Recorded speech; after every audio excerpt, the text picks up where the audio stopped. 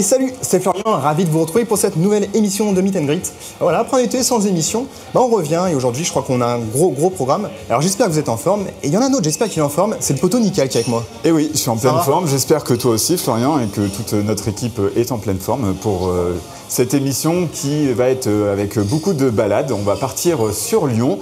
À la rencontre des passants pour savoir comment s'est passé leur festival cet été. Et ensuite, on partira à Orange pour découvrir Nicolas QR qui nous présentera les backstage du Positif Festival et ce que ça représente comme organisation d'avoir un guest tel que David Guetta. Ouais, donc ça va pas d'émission cet été, mais on s'est pas tourné les pouces non plus. Non.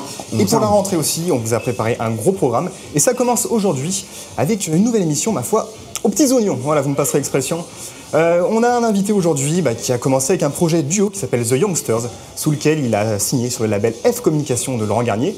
Et aujourd'hui, il a un projet solo avec lequel il tourne aux quatre coins du monde. Il a fait des millions de vues avec son live sur Cercle. Il a 3 albums solo à son actif. Je suis ravi de recevoir Olivier Matteux, alias Rodriguez Junior, au coin du cube. Allez, venez. Allez.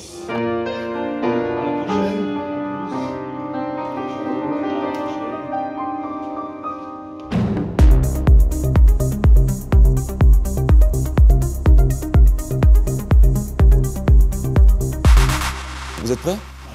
Attention. Attention, hein. Quel beau clap. Ouais, non, mais sur la fin, mais bon. Ah non, il est pas mal. Bon, salut Olivier, comment vas-tu? Hello, Florian.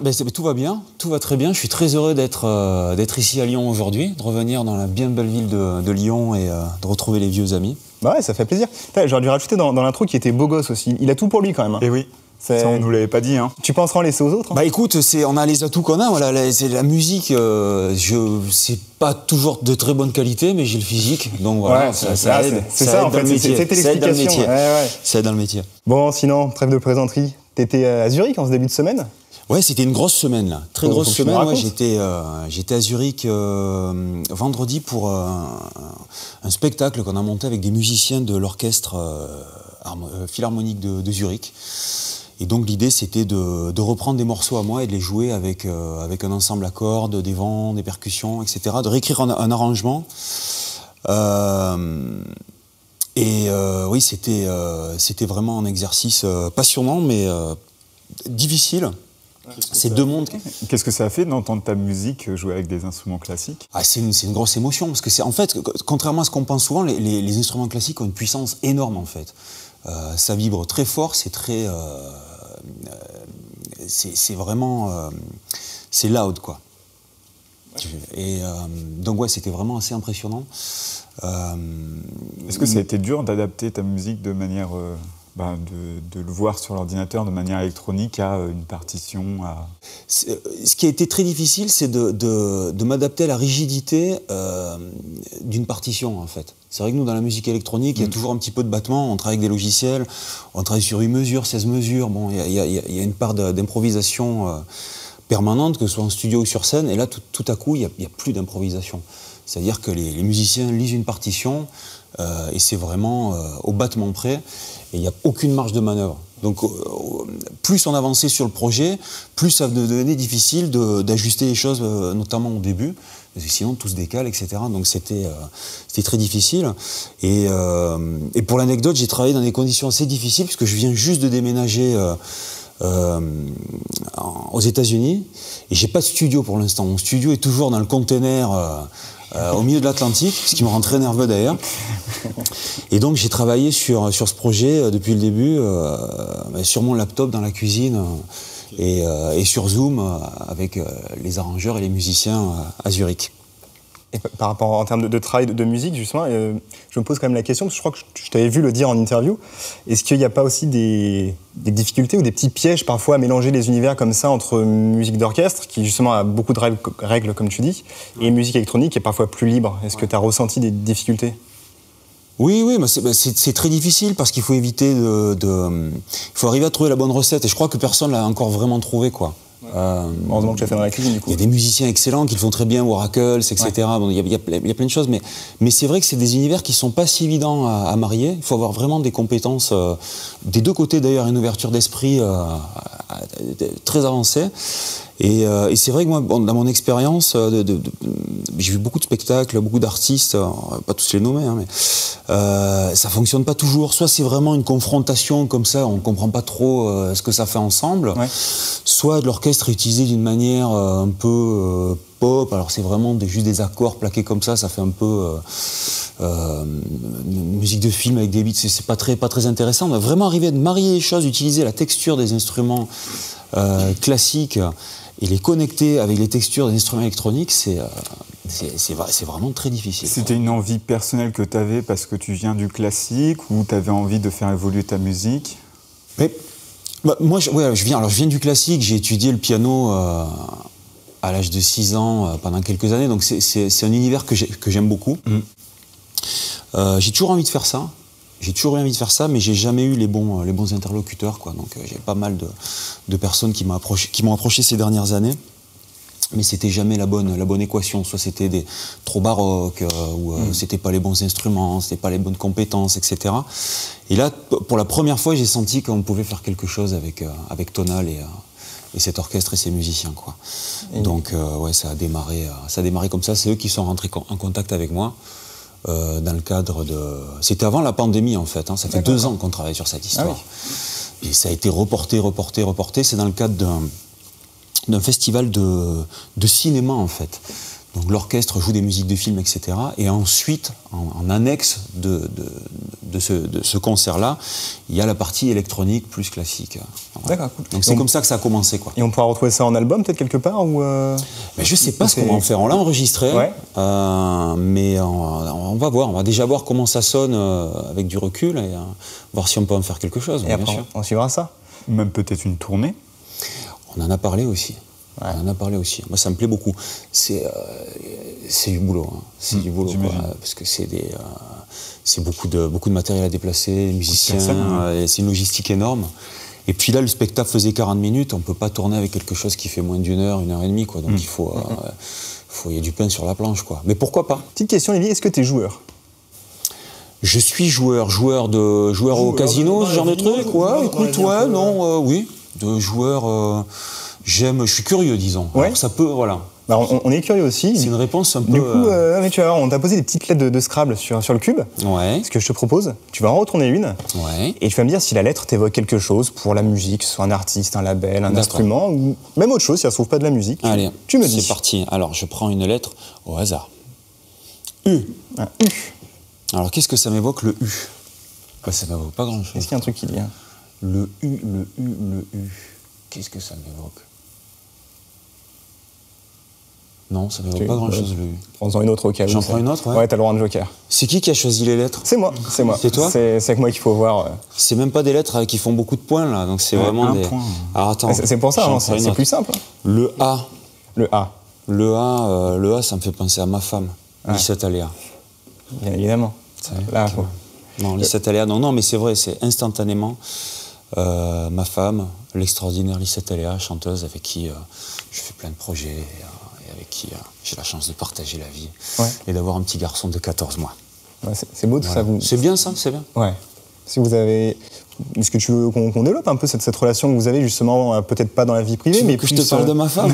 Allons-y. Allez, bah, écoute alors. Qu'est-ce que tu veux en studio? Qu'est-ce que tu veux savoir? Cette relation, je sais pas, est-ce que ça t'influence? Est-ce que vous influencez tous les deux autant dans la vie privée que dans la vie en studio? Non, mais c'est bon, avec Lissette, ça va beaucoup plus loin qu'une relation traditionnelle. Avec Lissette, on s'est rencontrés il y a 15 ans, à l'époque d'Ef Communication. Ouais. Elle chantait notamment pour Alex Kidd, comme With Me. C'est comme ça qu'on s'est rencontrés. On s'est rencontrés à la grande époque d'Ef Communication. On est toujours restés en contact. On a travaillé sur plein de projets entre-temps, sur des remixes, sur des tracks originaux, on a même fait un album qui n'est jamais sorti, mais on a fait des synchros pour les experts, Entourage. On a fait vraiment des projets vraiment super intéressants. Et on s'est retrouvés en 2017 pour mon album Baobab. J'étais en train de travailler sur cet album que j'avais imaginé plein de couleurs extraordinaires et tout. Donc je m'étais aventuré sur plein de territoires sonores différents. Et puis il me manquait un ingrédient. Et je sais pas, j'ai cet instinct, il faut que tu appelles Lissette. il faut rajouter des voix, ça va être le fil conducteur, ça va être magnifique. Et on s'est retrouvés sur ce projet-là et on s'est plus jamais quitté. Bah, c'est beau ça. Voilà. Alors je te propose pour continuer, on va partir comme Nickel disait en intro, on va un petit peu voyager à Orange dans le sud, puisqu'on est parti voir Nicolas Cuer cet été, qui fait partie de l'organisation du Positive Festival, et on l'a suivi pour comprendre les coulisses du festival, et notamment la venue d'un certain David Guetta. Je vous propose de découvrir ça tout de suite. Nicolas Cuer, ma vie à moi c'est vraiment la musique à la base, j'ai commencé la guitare très tôt, et puis j'ai découvert les platines vers l'âge de 12-13 ans. Et puis je suis tombé complètement amoureux de cet univers-là. Mon moment de gloire, c'était à I Love Techno Montpellier. Dave Clark, Hélène Alien. Dave Clark, éclair qui touche son avion quand il part de Hollande, il rentre chez lui. Hélène Alien, 3 heures en retard. Nico, il devait jouer à 18h30, 19h. Ouais, c'est ça, pendant 1h30. J'avais personne pendant 2 heures, t'as joué... 2h45. Ouais, 2h45. C'est historique. Et voilà, aujourd'hui on en est là. C'est beau. Ouais, c'est super. Wow. Franchement, c'est cool. Alors le Positive Festival, je l'ai créé en 2012. Dans ma ville, dans la ville où j'ai grandi, à Beaucaire, je me suis associé en fait avec plusieurs organisations. J'ai évolué. Aujourd'hui, en fait, on a créé Positive Prod avec mon ami Julien Gaona. Et puis, on a très vite intégré le Théâtre Antique d'Orange, qui est aujourd'hui pour nous un honneur de pouvoir développer et collaborer avec aussi la ville d'Orange à travers ce lieu exceptionnel, ce lieu mythique. Première année avec Boris Brejcha en 2019, l'année dernière avec Stéphane Bodine, entre autres. Cette année, on fait Kalbrenner. Et puis voilà, un aboutissement aussi avec David Guetta, qui est parfois critiqué, mais qui reste quand même le DJ numéro 1 en fait, mondial. Et rien que pour ça, on doit respecter quand même cette évolution, cette réussite. Donc on est très fiers de l'accueillir ce soir. Franchement, ce show-là en particulier, c'est vraiment un an de préparation, autant pour nous organisateurs, que pour David Guetta et toute son équipe qui a préparé un show unique pour le Théâtre Antique d'Orange. On en est très fiers puisque ce show sera joué une seule et unique fois dans le monde entier. Et puis on se languit, voilà, on est à quelques minutes du début du show, donc vite que les minutes passent. On va faire un petit tour rapide pour que vous voyez un petit peu ce que ça donne. Donc les backstage, on va dire, parce que là on peut parler de backstage, sont tout le long. Donc je vous invite à voir un petit peu ce que ça donne. La famille, voilà, toujours. Bonjour, bonsoir.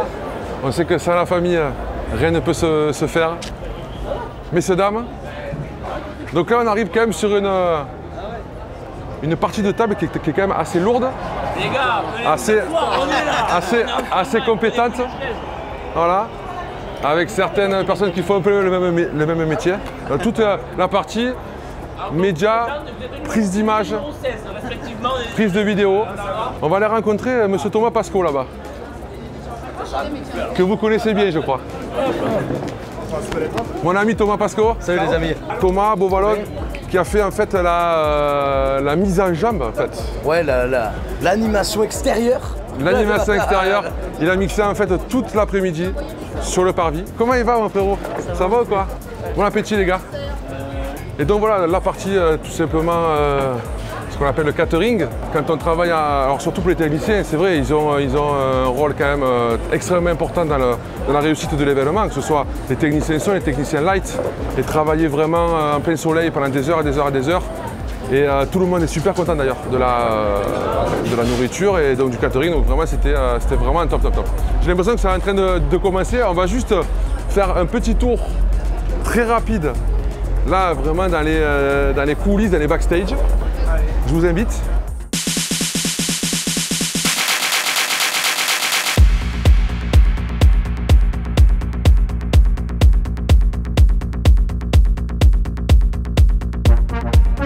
L'équipe de David Guetta nous avait demandé de proposer des artistes pour la première partie.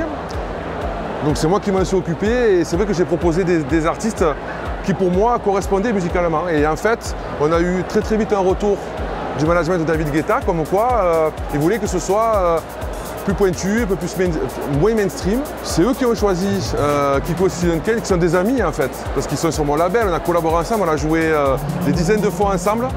Et aujourd'hui, voilà, on se retrouve avec un plateau avec Kiko et Citizen Kane.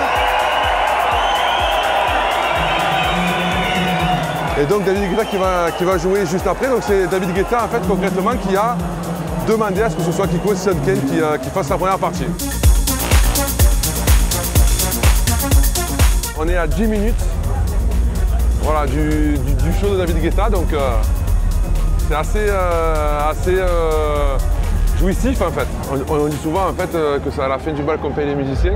Et j'aime bien cette expression-là parce que là on est très heureux, très content et honoré de le recevoir. Il reste encore le show, il faut que tout se passe bien, il faut que les gens soient heureux. Quand ils vont repartir, il faut que tout se passe bien. Donc voilà, d'ici 2-3 heures, on pourra tirer un bilan et j'espère que ce sera très très positif. Parce que pour l'instant, ça l'est.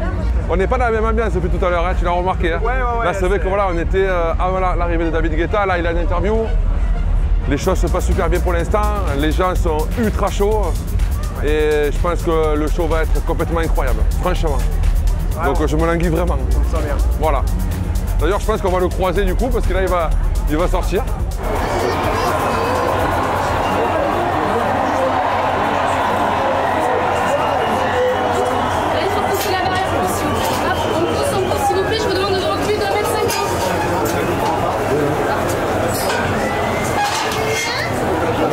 C'est particulier là. On est à M-2. Très particulier.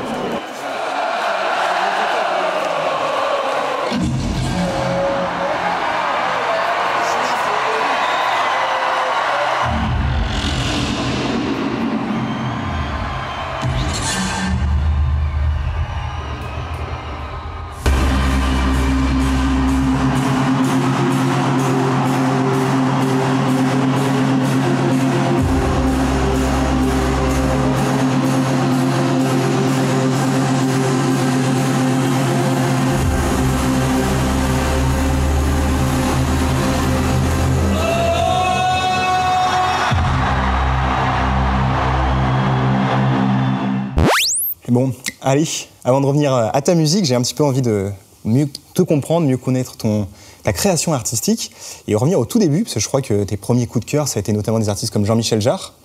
Tu avais, je crois, 6-7 ans. Ouais, j'étais petit. Ouais. Ouais. Est-ce que tu peux nous raconter un peu cette expérience? Est-ce qu'elle t'a amené? Ah oui, c'est un moment dont je me rappelle très bien. C'était un samedi matin et il y a un rendez-vous qui passe à la radio. Et j'ai eu une connexion avec ces sons. Je sais qu'est-ce que c'est que ce truc. Et je demande à ma mère ce que c'est. Elle me dit c'est Jean-Michel Jarre. Et depuis lors, j'ai toujours continué à écouter Jean-Michel Jarre. Alors après, il y a des choses que j'aime plus ou moins, mais c'est un artiste qui m'a vraiment qui fait vraiment partie de mes fondations, quoi. J'ai vraiment appris beaucoup en écoutant sa musique et j'ai vraiment forgé une grosse partie de mon identité musicale en écoutant sa musique. Ouais. Ouais. Ouais. Et au moment où tu découvres ça, tu te dis déjà, tiens, j'ai envie de faire ça plus tard, ou ça reste encore trop éloigné? Ouais, il y a un instinct, quoi. Il y a un instinct. Et c'est vrai qu'effectivement, la vie a démontré qu'effectivement, depuis ce jour-là, je suis resté sur cette trajectoire, quoi. C'est-à-dire, j'ai continué à faire la musique électronique, les synthés, les trucs. Et c'est fou, quoi, avec du recul, de se dire que c'est ce moment qui a défini toute ma vie, en fait. Et on sait que tu as beaucoup de matériel dans le studio. Avec quoi tu as commencé tes premières productions? Qu'est-ce qui t'a plu? Les premières productions, alors mon premier clavier c'était un PSR 36, après j'ai eu un PSR 4500, c'était les arrangeurs Yamaha, tu sais, avec les haut-parleurs sur les côtés. Et puis après mon premier synthé c'était un Roland JD 800. Donc c'est vraiment avec ça que j'ai commencé à faire de la production. J'avais un Atari, Roland JD 800. Après j'ai un Kurzweil K2000, sampler extraordinaire que j'utilise toujours, que j'adore. Le JD 800 aussi d'ailleurs. Et c'est comme ça que j'ai commencé dans les années 90. Et est-ce qu'encore aujourd'hui, tu as cette méthode un peu old school de absolument tout sampler, d'avoir beaucoup de machines dans tes productions récentes? Oui, c'est quelque chose qui fait partie de mon ADN en fait. J'ai appris à travailler comme ça, donc j'ai vraiment besoin de toucher quelque chose, j'ai vraiment besoin de cette connexion avec les instruments, quoi. Ça, c'est vraiment un truc. Je suis pas capable de travailler juste avec une souris, quoi. J'ai vraiment besoin qu'il y ait une connexion. C'est quelque chose qu'on oublie beaucoup, en fait. Souvent, en tout cas, dans la musique électronique, c'est qu'on travaille avec des instruments. Il y en a qui utilisent des guitares, il y en a qui utilisent des... Et moi, j'ai vraiment besoin de développer cette relation avec les instruments avec lesquels je travaille, quoi. Et c'est vrai que c'est plus facile d'avoir ça avec des synthés qu'une histoire, synthé analogique, avec lesquels tu as des souvenirs, tu les touches, il y a une connexion physique, qu'avec des plugins, quoi. Voilà. C'est souvent beaucoup d'évolution technique, tu apprends beaucoup plus sur le physique et souvent tu développes plus.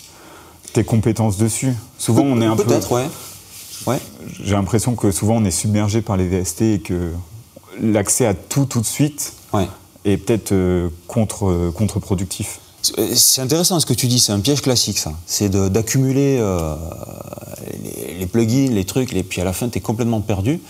Et tu t'éloignes complètement de l'idée principale qui est d'arriver à fabriquer une histoire et de faire de la musique avec des choses très simples, quoi. Au final, t'as pas besoin de grand-chose, quoi.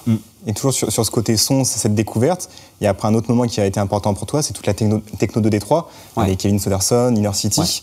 Mais du coup, est-ce que tu peux nous raconter un peu cette découverte de la techno et cette première expérience que tu as eue peut-être en club, en festival Bah non, c'est pas du club et du festival, parce que je suis trop petit à l'époque, quoi. Moi, je suis né en 77, donc quand cette musique arrive, j'ai 13-14 ans, la première fois que je suis allé en boîte, c'était pour aller jouer. J'avais probablement 18 ou 19 ans, quoi, tu vois. Donc, j'ai pas découvert cette musique en club.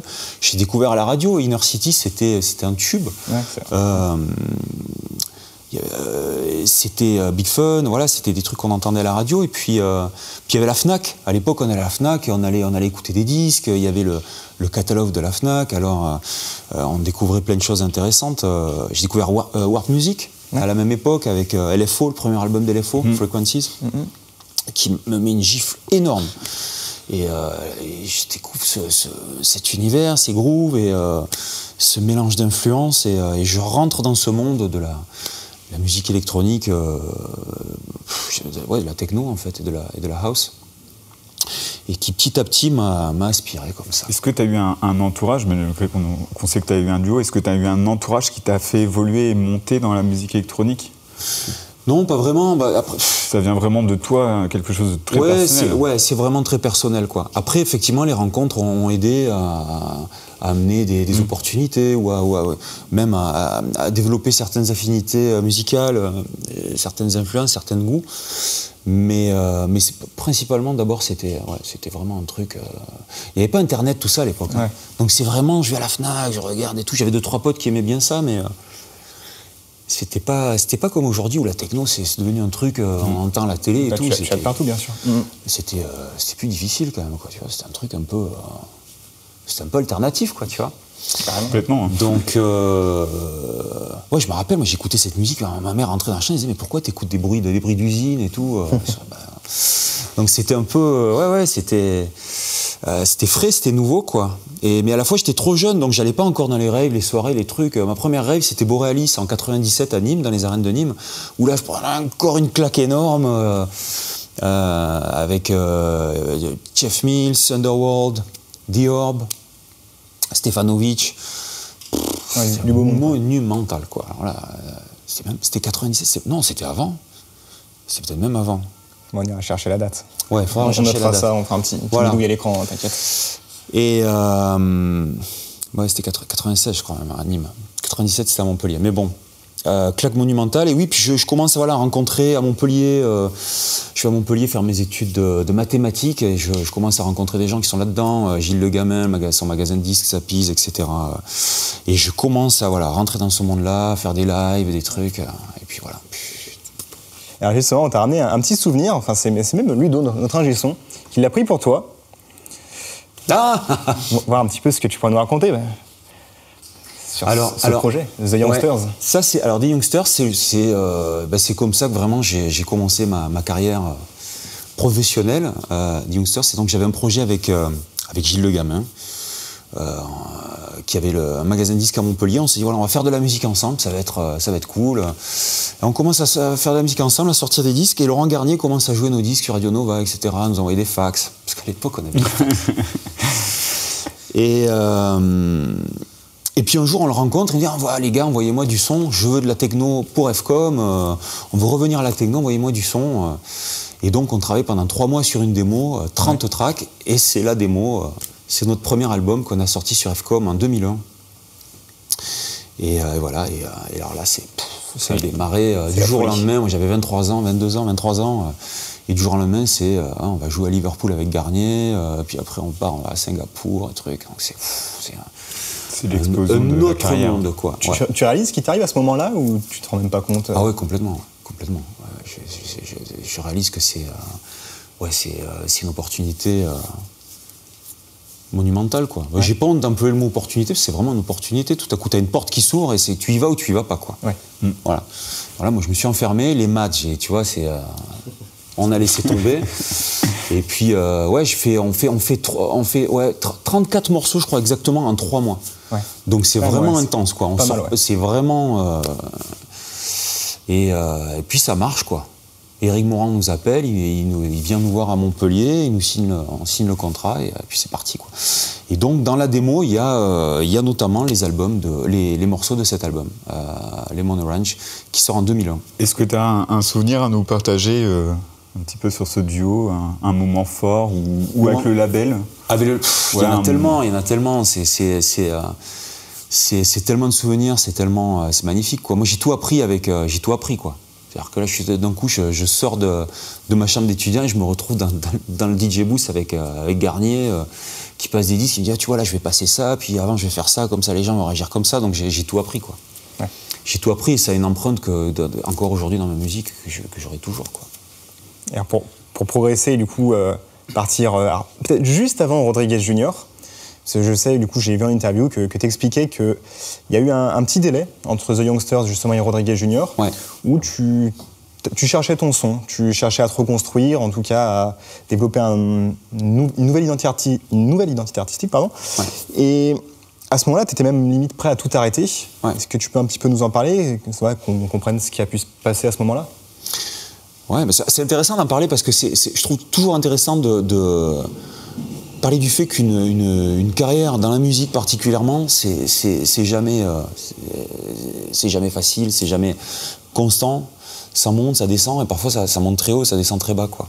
Et il faut l'assumer, il faut arriver à en tirer les bénéfices, il faut arriver à apprendre de ça, quoi. Et nous, ce qui se passe, c'est très simple. FCOM, à un moment, le label collapse. C'est-à-dire que le label n'a pas vraiment réussi à s'adapter aux mutations du marché de la musique. Le MP3, le CD qui s'effondre, les vinyles qui s'effondrent, etc. Et puis je crois que voilà, Laurent et Eric avaient envie de passer à autre chose, etc. Donc le label s'effondre et nous, on était complètement connectés au label. L'agence de booking, c'était le label. Notre identité, c'était FCOM. Ouais. Et donc quand FCOM s'arrête, on s'arrête aussi. Voilà. Et donc, il faut réussir à redémarrer. Et puis c'était l'occasion pour moi aussi de me dire que voilà, peut-être j'avais envie de démarrer autre chose. Mais c'était très difficile parce que voilà, des nouvelles modes qui arrivaient, il y avait la minimale qui arrivait, Headbanger aussi, des trucs, plein de trucs dans lesquels je me reconnaissais pas forcément. Et en fait, je savais pas quoi faire, quoi. Ouais. Je savais même pas la musique que j'avais envie de faire. Et voilà, donc ça, plus de booking, plus de trucs. Tu es seul. Tout à coup, plus personne t'appelle. Tu vois, tu passes de ça, tu vois, t'as plus beaucoup d'amis. Tout à coup, tu entends le silence autour de toi.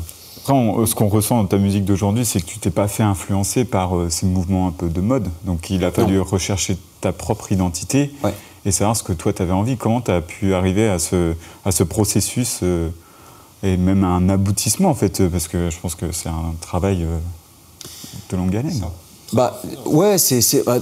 J'ai essayé, ça m'a pris du temps de faire ce que j'avais envie de faire depuis toujours. De me dire, voilà, qu'est-ce que tu aimes vraiment, qu'est-ce que tu as envie de faire, quels sont les ingrédients que tu as envie de mélanger. Et moi, j'aime vraiment la house, j'aime vraiment le côté sexy de la house, la puissance de la techno, et aussi... on parlait tout à l'heure de warp music, j'aime vraiment beaucoup les mélodies, puis il y a aussi Jean-Michel Jarre, donc toutes ces influences mélodiques, etc. J'aimerais aussi d'amener tout ça dans ma musique. Donc j'avais cette espèce d'équation qui se mettait en place et voilà, et j'ai cherché. Et c'est le son que j'ai encore aujourd'hui, quoi, qui change, voilà, voilà. Mais c'est ce que j'ai envie de faire. Ouais.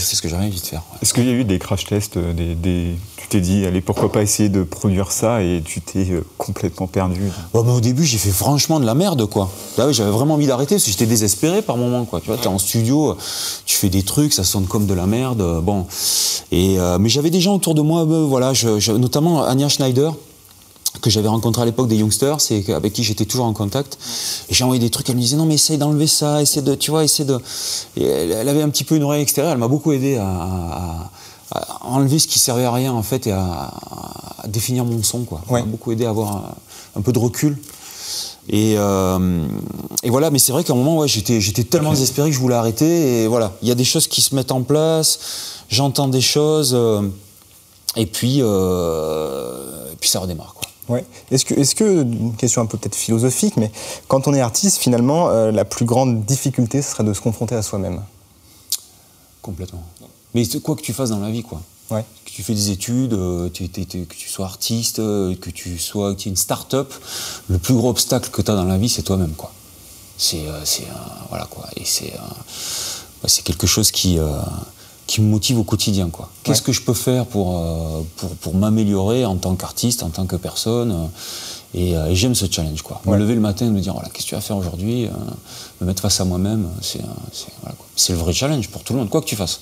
Et du coup, est-ce qu'à un moment, tu t'es dit, ok, là c'est la musique qui me représente et celle-ci, je l'aime et je vais pouvoir la faire aimer aux gens? Ouais, il y a eu un moment où... Alors, c'est jamais fini, hein. Tu sais, est-ce que tu as été satisfait à un moment à te dire, bon, ok, là, j'arrête, c'est bien? Non, il n'y a pas j'arrête, c'est bien. Ça viendra jamais. Si un jour je me dis j'arrête, c'est bien, c'est que c'est fini, je fais autre chose, je vais à la pêche, je vends mes synthés. Mais en tout cas, définir un cadre dans lequel je me reconnais et où j'ai vraiment un champ d'exploration, oui, ça, ouais. Ça, c'est 2008-2009, je me dis, putain, voilà, t'as un truc. Ouais. Ça va être cool, et puis les gens te le renvoient. C'est-à-dire que les gens commencent à s'approprier ta musique, à avoir des souvenirs avec, te dire ah ce morceau, je me suis marié avec, j'ai truc. Ouais. Et là, ça c'est bon signe. Tu te dis voilà, ça, la musique elle a sa vie, et elle a une existence en soi. Ouais. Et justement, par rapport peut-être aux personnes qui regardent, aux artistes qui justement après ces périodes de Covid peuvent se sentir peut-être un petit peu perdus en recherche, en tout cas d'identité artistique, quel serait ton petit tips justement conseil, le type de Rodriguez Junior? Mais c'est toujours le même, c'est ce que je disais tout à l'heure, c'est d'être soi-même. Ouais. Voilà. C'est d'être soi-même, arriver à se mettre face à soi-même et se dire voilà, qu'est-ce que j'ai envie de faire en toute honnêteté, quoi. Et d'avoir le courage de le défendre. Et c'est très difficile en fait, particulièrement aujourd'hui où l'industrie de la musique est très formatée. Tu vas sur Beatport, tout est en genre, etc. Et puis tu vas sur Instagram, tu sais, les hashtags, les trucs, donc hashtag. Qu'est-ce que j'ai envie d'être, quoi? Tu vois, quel va être mon hashtag? Définir ton propre hashtag plutôt que de t'enfoncer dans un truc qui va pas être toi. Ouais. Et ça va être un piège. Il y a tellement de producteurs, il y a tellement de DJ, il y a tellement d'artistes, il y a tellement de tout, que si tu veux réussir, il faut être unique, et être unique, c'est toi-même. C'est le seul moyen de... Voilà. Et c'est très dur, mais il faut avoir du courage. Et c'est le grand objectif. Ah, c'est beau, hein. Mais on va finir avec la larme à l'œil, hein, je vous le dis. Hein. On aurait dû filmer. Non, mais ça... On va faire une petite pause, tu vois, pour se remettre des émotions justement de ça. Du coup, je sais pas où est passé Mathieu. Mon Mathieu, ma caméra, elle est là. On va partir dans les rues de Lyon, parce qu'on a été voir du coup les Lyonnais tout simplement pour parler festival avec eux. Faut savoir ce qu'ils avaient un petit peu fait cet été. Donc je vous propose de découvrir tout de suite Jérémy dans le Cube à l'air. Bienvenue à tous dans cette nouvelle édition du Cube à l'air. Aujourd'hui, on se retrouve à nouveau place Bellecour à Lyon. On est curieux de savoir si vous êtes sortis cet été, si vous êtes allés faire des festivals, des concerts. Let's go! Tiens, mais qu'est-ce qui se passe ici? Et vous savez quoi? On va se faire un petit échange de procédés. Je prends des plaquettes, vous répondez aux questions. Ça me va, faites ici. Ça vous va? On va parler musique. Donc cet été, est-ce que vous avez eu l'occasion de sortir un petit peu, de faire des festivals, des concerts, des choses comme ça? Cette année beaucoup moins quand même, les autres beaucoup plus, mais cette année c'était trop compliqué et puis j'avais pas trop le temps. Non, moi j'ai pas fait, non. Non, pas du tout. Non, j'en ai pas fait. Non, malheureusement, j'ai pas eu l'occasion. Et alors pourquoi? Parce que je suis beaucoup partie en vacances et c'était pas de l'occasion, n'était pas là, quoi. Pas ici. On a passé 5 semaines en Italie, donc... Et là-bas non plus, vous avez pas trouvé de trucs à faire, à sortir, hein? Ah non, on était en stage. Moi, parce que je sais pas, c'est peut-être plus de mon âge. Pas moi. Et toi? Pas vraiment spécial quelque chose, mais par exemple aujourd'hui nous pensons d'y aller à Sucre. Apparemment la musique elle va pas être très bonne aujourd'hui. Quelque chose à propos de reggaeton et lui il est colombien, il en a marre déjà. Moi je suis espagnol, moi aussi j'en ai marre. Donc si on y va, espérons trouver autre chose, quoi. Si, je suis allée voir Grand Corps Malade qui était reporté pour la 3e fois. Et alors, du coup, moi la question c'est, du coup, apparemment vous sortez pas mal quand même. Est-ce que cet été vous avez l'occasion de faire des festivals, des concerts, des choses comme ça, de revivre un petit peu? Alors, moi j'ai tenté, nombreuses fois, surtout à l'étranger, en Hollande, et à chaque fois, je me suis fait avoir avec une annulation une semaine avant. C'est très difficile, Donc ce soir on tente, mais Ah moi j'ai rien fait du tout, c'est-à-dire rien du tout. Et alors pourquoi? J'avais d'autres choses à faire. Moi je sors plus trop, hein. C'est peu fini ce temps-là. Et donc c'est plutôt toi qui sors du coup. Ouais, moi je sors grave, mais là tu vois c'est un peu difficile en ce moment. T'as réussi quand même à faire 2-3 petits événements cet été pour... En vrai, pas encore.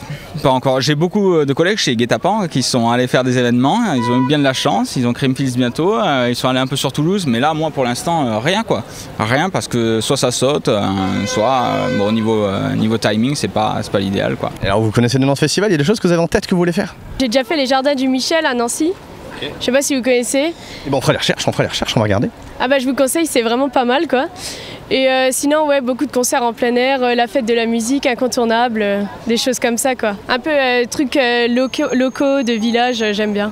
Ouais, le Hellfest, clairement le Hellfest. J'en avais parlé avec un ami, ne serait-ce qu'avant-hier, parce qu'il a déjà fait le Hellfest et moi c'est un truc qui me chauffe beaucoup et il m'a dit bah en vrai si tu veux, à l'année 2022, on y va ensemble et c'est parti. Pas les gros festivals de trance et tout, ça c'est sûr, mais je sais pas. Bah là j'ai vu que le Hellfest il durait une semaine l'année pro, je me suis dit que ça pouvait être pas mal. Sinon il y a d'autres trucs qui peuvent être sympas. Il y a Musila que j'ai vu qui commençait à faire des trucs vachement variés, donc ça a l'air vachement intéressant. Mais sinon je suis pas assez l'actualité je pense. Déjà les Nuits de Fourvière à Lyon, c'est hyper sympa l'été. Je sais que ça avait rouvert cette année, mais du coup les billets étaient tous pris en avance.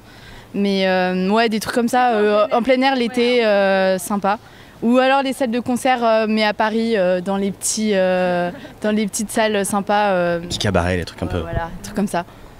C'est plutôt lui le festival, moi le festival. Mon préféré c'est les techno, minimal aussi, mais l'électronique, un peu la résistance de l'électronique, pas les très commerciales. Alors ce serait quoi la prochaine soirée de rêve du coup pour toi? C'est quoi que t'attends le truc là? Je vais être très honnête, c'est un truc de niche, c'est une grosse soirée Gearbox en Hollande avec du bon pip kicks, du 200 BPM, des trucs très intelligents où le QI divise par 10. C'est vraiment ça ce que je retiens. C'est validé. Personnellement, c'est validé. Voilà, c'est lui qui a gagné. Je sais pas s'il y avait un truc à gagner, mais il l'a gagné. Hein. C'est sûr, c'est maintenant, c'est tout de suite. Bah, vas-y, donne-nous ton festival de rêve. Quel style? On est chaud, non? Ils sont chauds, ils sont tous chauds à la maison, ils attendent. Je sais pas, un festival sur plusieurs jours et il y a plusieurs goûts en fonction des jours où il y a plusieurs scènes et pour chaque scène. Quel style tu voudrais? Je sais pas, il y aurait du rock, de la pop, de l'électro. Donc pour tout le monde, toi tu donnes pour tout le monde, mais c'est cool ça. Comme ça tu rencontres plein de gens différents aussi. Eh bien, écoutez, on va chercher un promoteur, on va taffer le projet, puis on te redit. Super. Si t'es toujours chaud, nous on y va. Avec plaisir. Ça te manque pas un petit peu? Ah bah si, carrément. C'est sûr que c'était bien de se balader en ville, une bière à la main et avec les petits concerts de rue, mais bon. De ouf, je travaille dans ça, donc ça fait 18 mois que j'attends et que je range mon frein. Bah, c'est vraiment les ambiances et puis la liberté d'y aller sans masque et tout, tranquille, enfin comme avant quoi. Mais fais des festivals un peu, tu verras, c'est bien, ressort. J'ai joué à des festoches. Il a joué à des festoches. Ouais. Vas-y, dis-nous en plus. Balance. J'ai joué à Azote. Nous on le connaît hein. Ouais, c'était unique, c'était en 2014, je crois que c'était, je sais même plus. Et alors j'ai une petite anecdote. On adore. Ouais, parce que c'est généralement la date qu'il faut pas louper, où il faut que ton mix soit tout le temps bien nickel. Et à un moment donné, j'étais en plein mix et j'ai mon coude qui a bougé le pitch pendant le mix. Et ça a donné un petit coup de pression. Et je jouais en même temps sur la timetable, il y avait Armin qui jouait dans une salle et il y avait Andrew Royal qui était sur la main stage. C'était un slot qui était un peu compliqué. Mais ça s'est très bien passé, très beau souvenir. Personne n'a rien entendu? Non, du tout. Et alors, si tu avais une petite anecdote à nous donner d'un truc qui t'est arrivé une fois en festival, un truc un peu fun, t'as un truc croustillant à nous donner? C'est pas trop fun parce qu'en général je me rappelle pas trop de la fin de mes festivals et de mes concerts. Mais... T'inquiète, ça arrive même au meilleur. Bah à part être tombé ivre-mort dans des festivals, pas beaucoup quoi. En vrai, je pense qu'un des meilleurs souvenirs, c'est une soirée avec Kryder à Miami, on m'appelle pour travailler là-bas. Kryder me dit non mais tu comprends, aujourd'hui je bois plus quoi, c'est fini, j'arrête l'alcool. 2 heures plus tard, il est au sol en train de se rouler par terre au milieu de la foule. C'était magnifique. Et bah écoute, pour terminer cette émission, on va revenir sur un petit peu l'actu, revenir à aujourd'hui, avec les lives et les clubs qui ont repris. Là, on a vu que tu tournes pas mal, mais je voulais voir comment est-ce que tu trouves la fête, le retour de la fête, avant le Covid, après le Covid, est-ce que c'est pareil? Il était temps quand même, c'est un instinct humain d'être tous ensemble et de danser, c'est un truc tribal quoi. Ouais. Donc ouais, il était temps quand même quoi. Il était temps. Bon après les voyages sont pas faciles, ouais. Hein, les régulations changent en permanence d'un pays à l'autre, etc. Mais ouais, ça fait du bien quoi. Puis c'est vrai que j'ai la chance de vivre aux États-Unis où là les choses ont repris très fort et c'est vraiment la folie là-bas quoi. Donc ça fait du bien quand même quoi. Ouais. Et est-ce que tu trouves que la fête a changé ou elle a vraiment repris comme elle était avant? Bah ça dépend où quoi. Il y a encore des endroits où les gens doivent danser avec des masques et tout, donc c'est bizarre quoi. Tu vois, moi j'ai rien contre, hein. Mais oui non, il y a encore des endroits où c'est bizarre et puis oui c'est évidemment on est tous un peu timides là. Ça, on nous a dit qu'on allait tous crever, on est resté enfermés chez nous et là tout à coup il faut danser, on se crache dessus. Donc oui c'est pas une libération. Bah, pour moi oui, mais c'est quand même bizarre. Le contraste est quand même un peu brutal quoi. Donc voilà. Mais moi je suis très content quoi. Ça fait du bien quoi. Carrément. Voilà. On l'attendait depuis un petit moment quand même. Ah ouais, il était temps. Moi par rapport à ça j'ai une petite question. C'est ton album, tu l'as sorti en pleine période de confinement. Ouais. Qu'est-ce que ça fait du coup de le sortir à ce moment-là? Parce que beaucoup d'artistes ont dit moi c'est la musique électronique, faut que ça soit joué en club. Et du coup je refuse de sortir un album à ce moment-là. Moi je trouve ça très égoïste. Voilà. On s'est posé la question, en fait, l'album est sorti, devait sortir au mois de mai, je crois, donc, et puis on se tape le confinement, et on s'est dit non, on doit sortir cet album, quoi. Et à un moment, on se retrouve en lockdown, et il faut qu'on se réinvente. Comment on peut continuer à exister en tant qu'artiste si on n'est pas devant le public? La première chose, c'est déjà de sortir les choses qu'on a à sortir, puis de trouver, de se réinventer, trouver des moyens de défendre cette musique et de la partager. Moi, j'ai trouvé ce challenge assez excitant. Annuler une sortie d'album parce qu'on va pas faire des dates et cachetonner derrière, moi, je trouve ça un peu égoïste, quoi. Voilà. Donc notre album, on voulait le sortir et on y est allé. Okay. Voilà. Tout honorable. Alors on va prendre un cas qui est tout récent. Je ne sais pas si tu l'as vu passer, si tu connais donc l'artiste Fakir, qui est un Français aussi. Et donc du coup, il a sorti son album Everything Will Grow Again en juin 2020. Et il devait faire une tournée, mais là il vient d'annoncer son annulation pure et dure.